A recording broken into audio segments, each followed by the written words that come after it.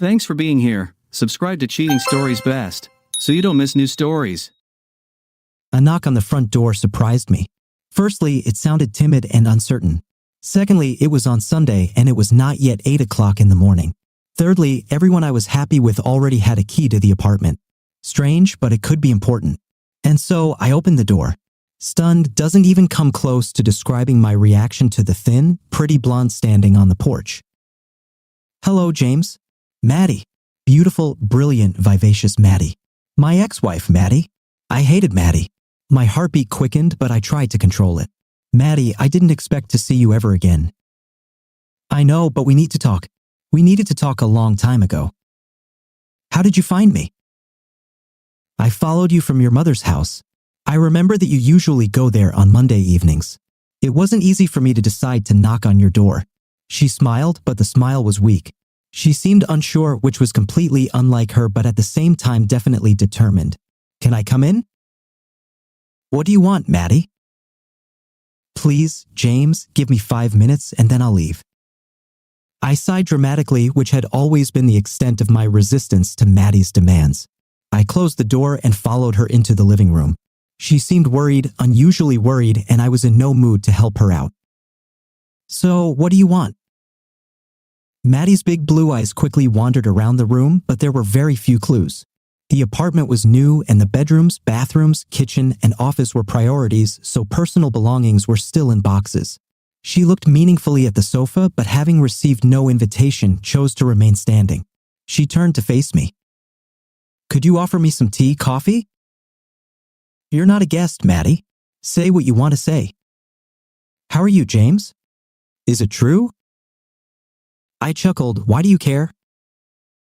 "I love you, James, and I always loved it.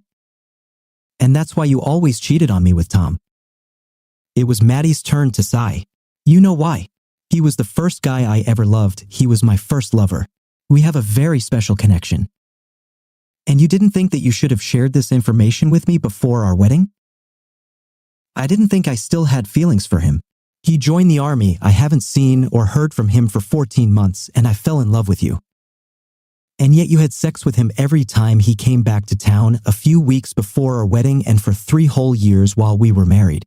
God, Maddie, you never gave up on him even when you swore allegiance to me. All this was a fact. Detectives found out everything in preparation for the divorce." At least she had the decency to look at the floor. "What do you want, Maddie?" "I want my husband to come back, restore our family." "Ex-husband, and I won't go back. You burned our family, Maddie. I didn't want a divorce. You abandoned us, and then you didn't want to talk to me. I've been trying to talk to you for 2 years. I have nothing to tell you, and you have nothing that I would like to hear. You wanted Tom, use it. I wanted to be with you. I just wanted him too from time to time. I don't play this game. You didn't choose between us, so I made the choice." At these words, Maddie's eyes sparkled with tears. I don't claim to understand her, but the relationship she wanted would have killed me if I had agreed to it. Everything was leading up to this. "Your child needs you, James." Blood rushed to my head, my ears were throbbing, and I could barely think. Beth is not mine, Tom's the father. This came up at a custody hearing. It seems to me that together we could find a solution so you can see Beth. I know you love her so much. But I'm not talking about Beth. We have a son. I named him Jimmy. I didn't think the roar in my head could get any louder, but it did. I don't know how I managed to stay on my feet because I don't remember anything about the next few minutes. My mind just went somewhere else to process this new blow. When he returned, I laughed bitterly.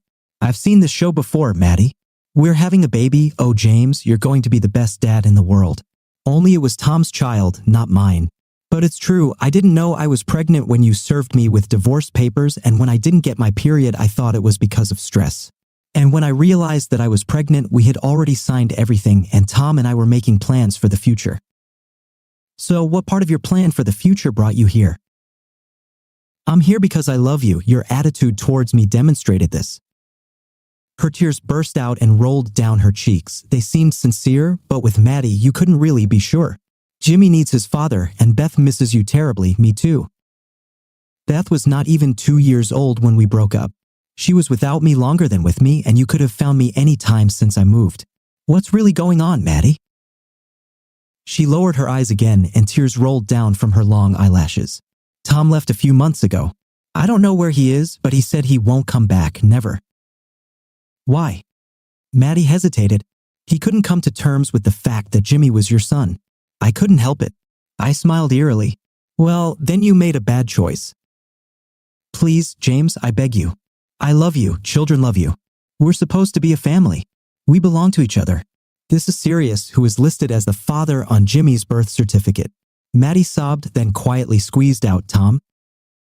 Then it looks like you're looking for your husband in the wrong place. No, please, James.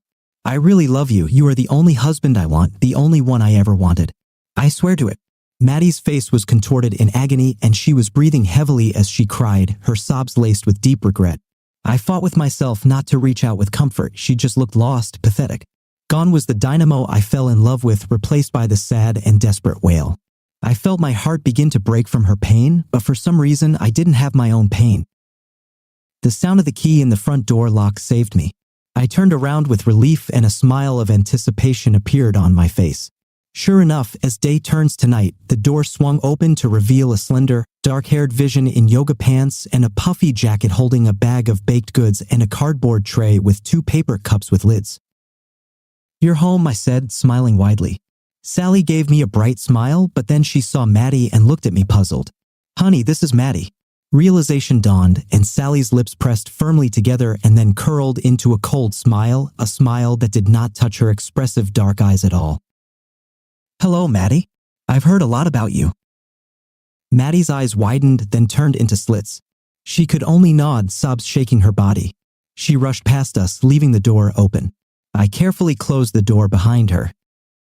Are you okay, honey?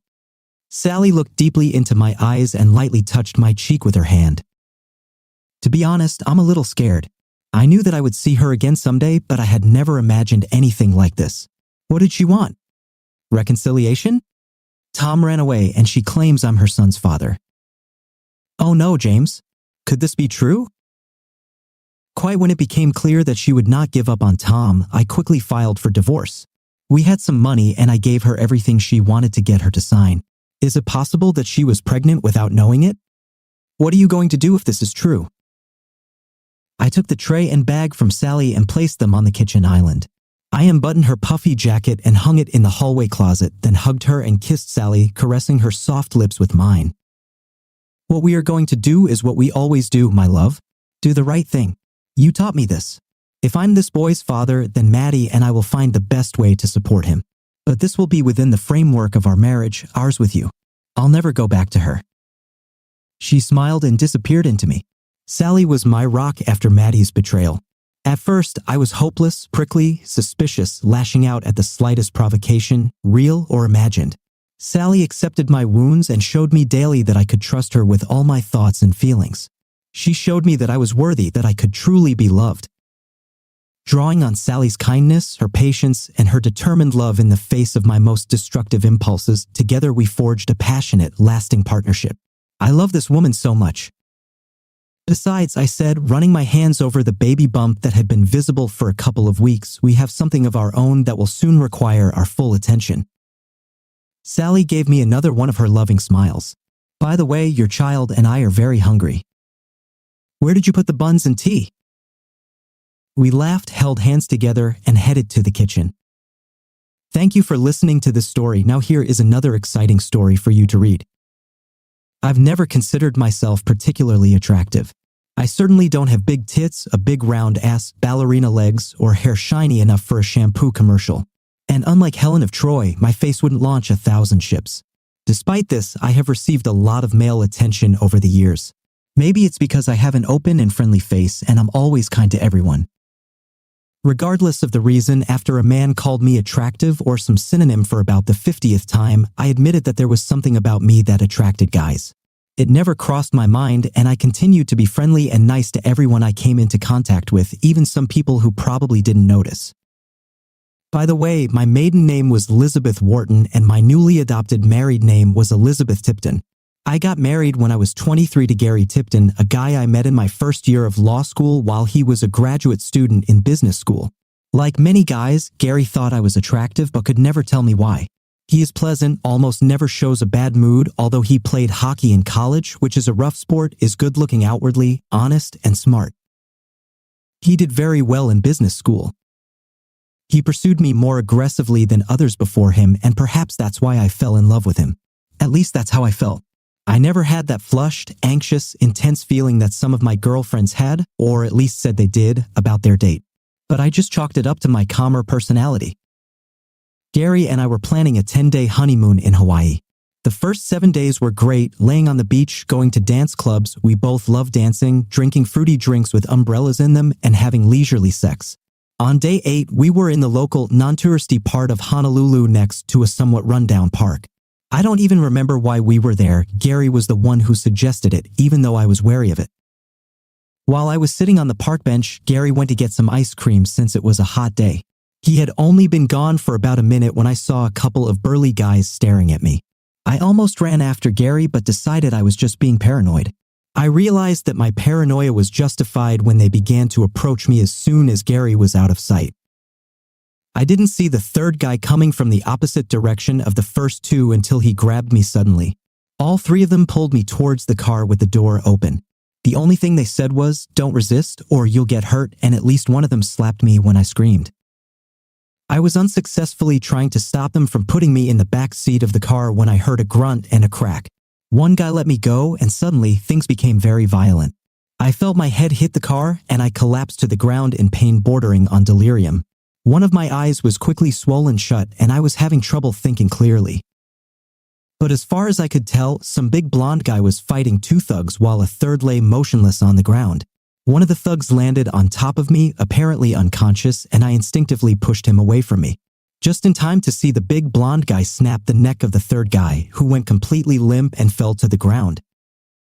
The big blonde guy literally threw off the bandit who was lying on top of me and then asked in a gentle voice, "Are you okay?" I guess my answer was garbled because he got a concerned look on his face. Then he picked me up like I weighed nothing and carried me to his car. He carefully placed me in the front passenger seat and buckled me in.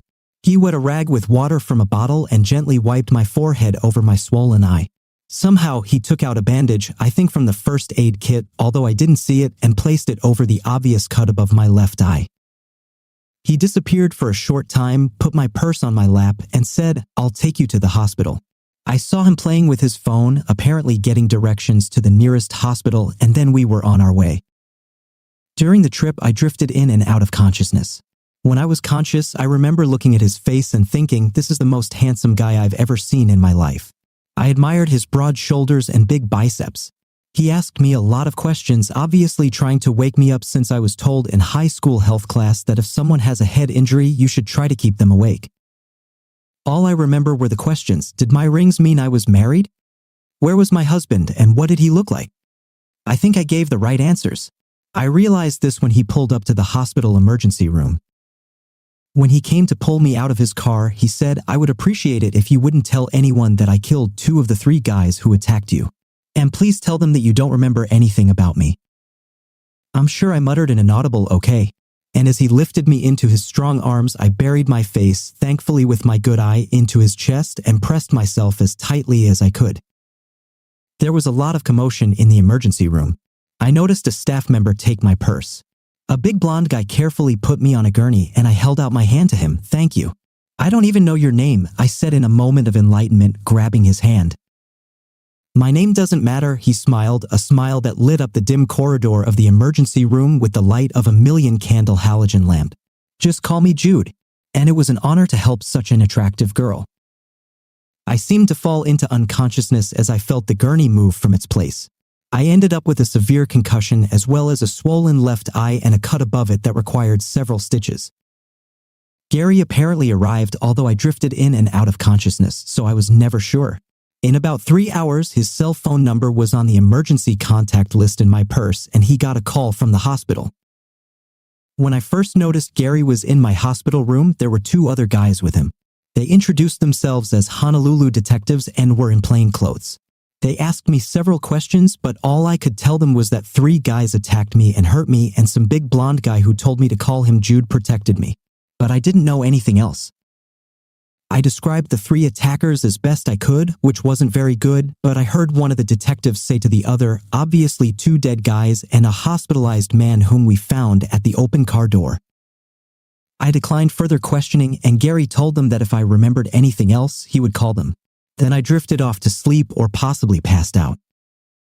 I remember when I was in some state of delirium, I had vivid dreams, so vivid that when I passed out, I thought for a few seconds that they were real, about a big, blonde, handsome guy. We were making out, having sex in all imaginable positions and places.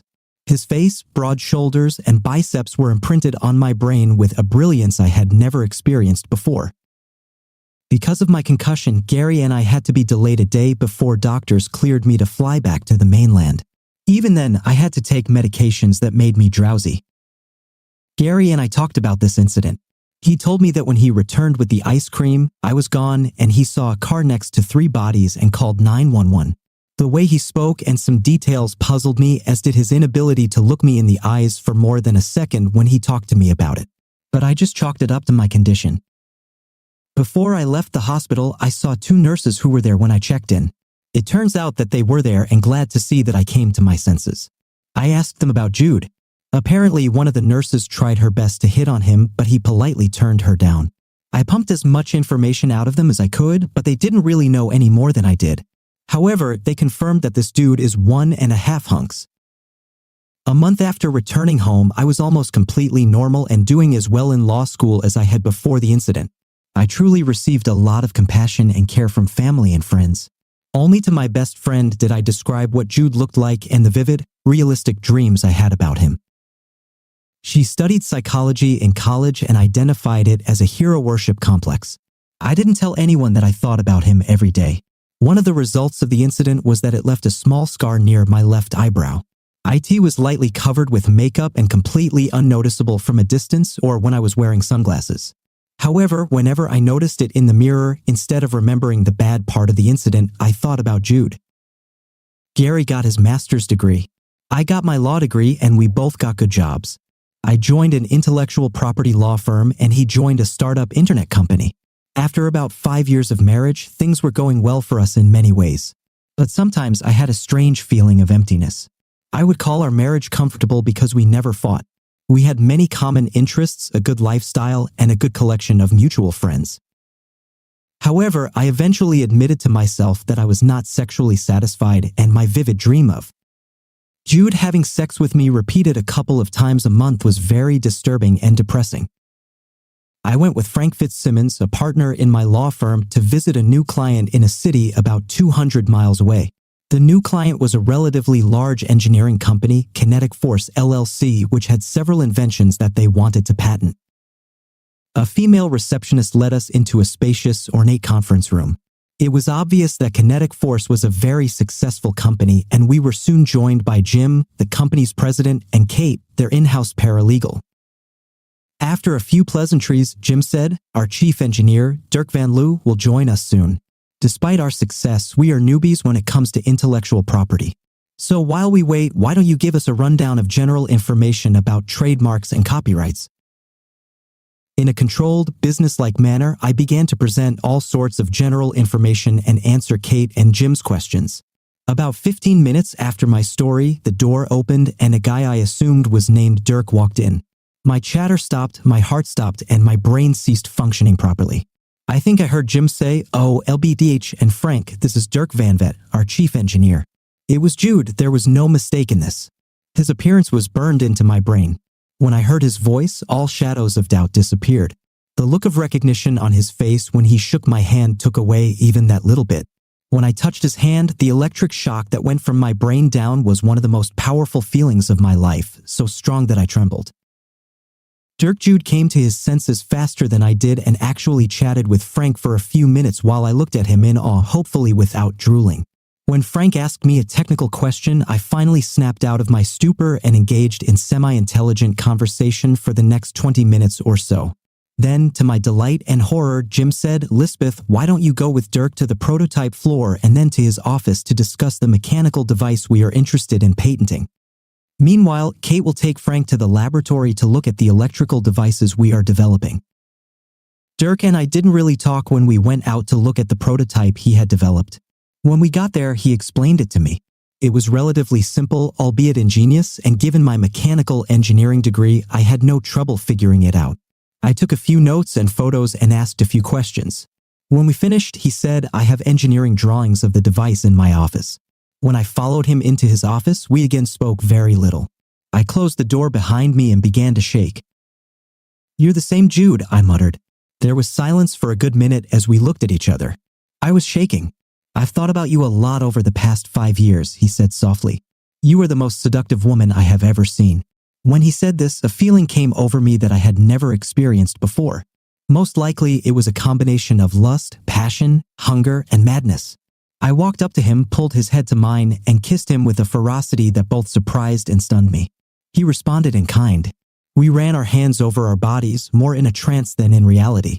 I felt his strong arms turn me around and push me so that my hands were on his table.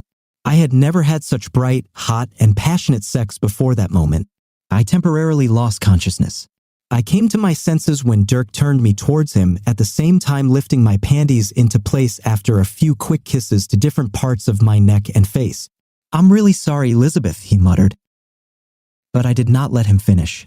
I dreamed about this for 5 years, only to discover that the reality is even better than the fantasy. "We have to pull ourselves together before we see anyone," he said. "But all I want to do is make love to you." He said, "Make love to you." I was happy. Over the next 15 minutes, we regained as much composure as possible and made a plan for Frank to return that night and for me to stay the night, apparently at Dirk's house. I learned that his wife died 2 years ago from a brain aneurysm. He asked, "Do you think about your husband?" I think my answer shocked him. "Right now, I can't think about anything other than you having hot sex with me. I've never cheated before, but I can't ignore how I feel about you and have been feeling for the last 5 years. I didn't lie to Gary when I called him to tell him I was staying the night. I told him I am discussing a number of things with the inventor of a device that I will help patent, and all this is absolutely true. I think Gary sensed something was wrong, but he didn't question further, and there was no expression of affection when I said goodbye. The night at Dirk's house was the best night of my life. It seemed that we connected on some higher level. I felt more comfortable with him than with anyone else in my life. Our nightly liaison exceeded my wildest dreams. For the better part of 12 hours, I was in a constant state of euphoria, and I had feelings stronger than those I had for Gary. About halfway through the night, I realized that although I had always been comfortable with Gary, I didn't love him because I didn't know what love was until my time with Dirk. After the night I spent with Dirk, my marriage was over. Although this was not a difficult decision to begin with, it was made easier by what Dirk told me about Gary during the incident. Dirk said he saw Gary come around the corner of the building with 2 ice cream cones while 3 guys were attacking me, then abandoned them and ran away. At first, I couldn't believe it. Although Dirk had no reason to lie, I was clearly already his if he wanted me. Then I remembered Gary's strange conversations with me about the kidnapping attempt and realized that he felt guilty when he talked to me about it, so he couldn't look me in the eyes. I remembered that his story often changed in minor details when he talked about this to others, and some of the things he said never rang true. When I returned home after spending the night at Dirk's house, the first thing I did was ask Gary about the details of the incident.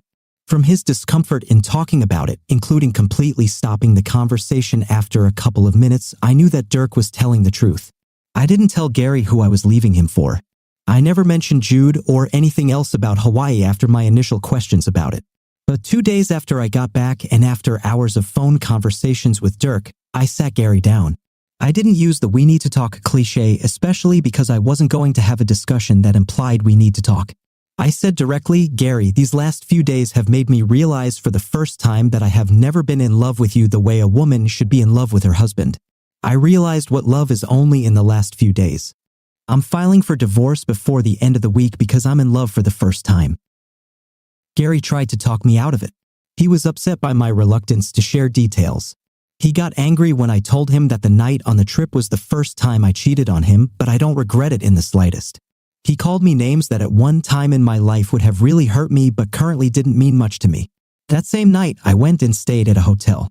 By the end of the week, I had taken the few things I needed from our house and either sent them to Dirk's house or put them in my car. I filed for divorce and served Gary. I told everyone in the family that I was divorcing Gary because I had fallen in love with someone else.